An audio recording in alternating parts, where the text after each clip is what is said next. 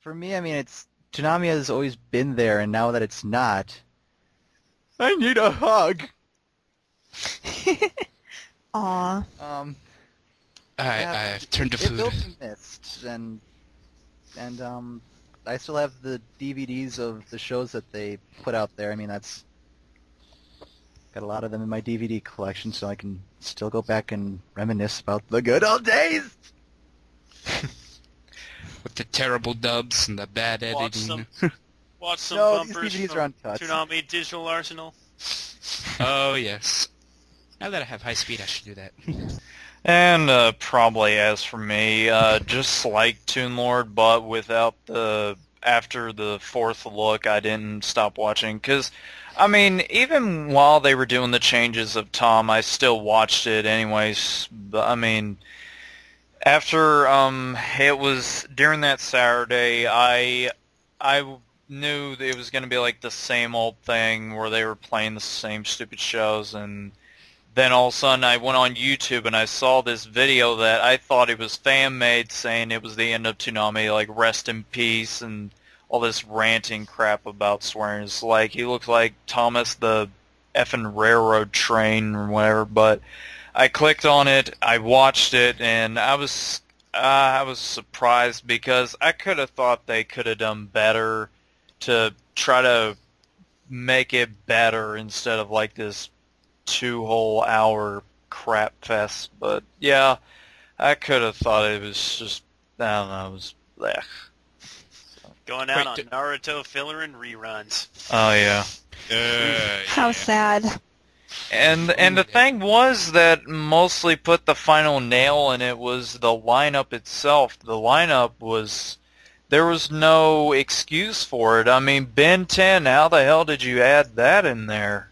It was a repeat. That was an okay show, but it was That's reruns. an everyday show. That's not a Toonami show. That's an everyday show.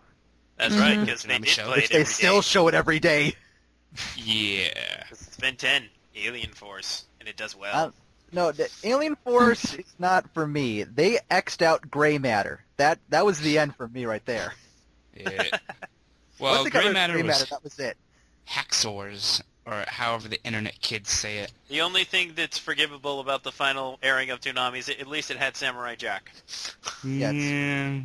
But yeah, probably Well, what I agree with most the- people will remember about the bumper that they showed at the end of the last transmission was the whole Cowboy Bebop reference. That Which was makes fun. no sense, but you know. Bang. Now, did he blow in the That sun? makes Is perfect that sense what he was trying to because say? Spike is Tom. Yeah. Mhm. Same guy, Stephen Bloom. Well, yeah, I mean, I'm just... Technically... Spoiler. Wait, yeah. Wait, who is the Stephen J. Bloom you speak of? I know only of Tom. And you can look up Wikipedia later, but anyways, moving on to the next discussion. Like most people have their different points of view on the whole downfall, but the question is, where do you think Toonami's true downfall began? I'm trying to remember because it's been like a long time since I started watching Toonami. Sadly, I think I kind of stopped watching Toonami when I was 18 because I was moving and just wasn't really keeping up with it. And so probably because they kept changing around their schedule and just kept moving around shows, and I sadly wasn't keeping up with it because I was busy, and so yeah, so I really don't know. Probably Go just from taking away all the good shows and removing stuff. Gundam Seed. That's all. Really? It wasn't so bad. Emo. I hate Come Gundam on. Seed. Okay? Come on. Gundam Seed was terrible. To me, it, Adventures. to me, it was SD Gundam. Oh, Hellcat's not gonna like that. Anyways, moving on to Jacob. Oh, yes. True downfall of Toonami. I'd be lying if I didn't say it was when they took off Funimation's One Piece, because, I mean, that was really the first sign of Cartoon Network showing that they only really cared about ratings. They didn't really care about long-term investments, or, it's like drug addicts. When you really don't care, you just want to get your next fix, and, So it was really a sign that Cartoon Network was, it had a different brain. It wasn't the same brain or the same congregation of people that had formed and nurtured Toonami through its initial years. And so you wind up with essentially these new, younger, quote-unquote hipper kids straight out of college with their hippity-hop music and their marijuana, basically saying, what's this old thing? And, we need our money now. We can't... Basically, it was about the quick fix and I guess a lack of respect for both fandom and viewers as a whole, because Cartoon Network's initial demographic, if I remember correctly, was more wide or broad. They wanted older and I guess not older, but everybody could enjoy it. And in recent years, Cartoon Network has really just tried to consolidate into pleasing the 12 and under crowd, or Yeah, pretty much. yeah,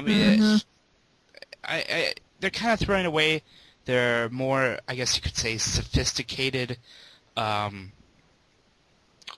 audiences and styles, and just they're trying to be Nickelodeon and Disney, which I guess it gets those two channels ratings, but Cartoon Network has to read the writing on the wall, and I don't quite think it's made them a lot of money. Obviously Ben 10 has done them a lot of good, and supposedly these, what are they showing now? Flapjack and Chowder, making them a lot of money. Chowder. Yes. Total Drama Island's like doing Chowder. really, really well. I There's don't nothing wrong understand. with Chowder. They say they don't want to acquire anything, and then they go ahead and acquire a Canadian show, which I got nothing really against the Canadians.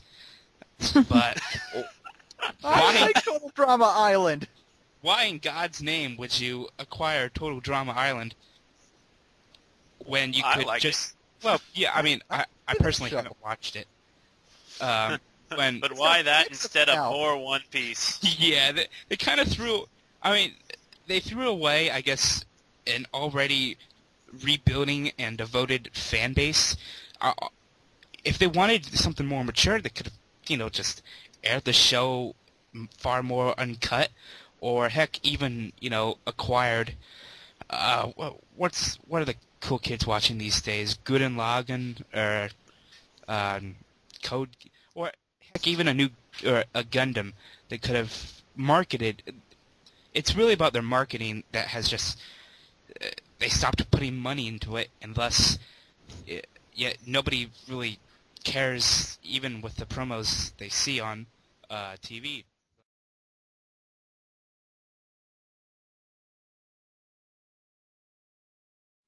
Well, from what I remember of Toonami in England, it got a fair way.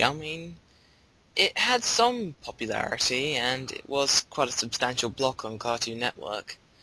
But I remember it mainly for, of course, Dragon Ball Z, and that's why it got me into that, and a few other shows, Outlaw Star, Cowboy Bebop. Yeah, it had a lot. It had a lot to give. And then when it got its own channel, and I just thought that was amazing. It was, but I was a bit worried. I thought, are they really going to have enough content to supply an entire channel every day for at least 14 hours a day? And then basically, it turned out to be that they couldn't. It descended into mediocrity with loads of live-action sitcoms. And it just faded away and just became the second Cartoon Network channel, really.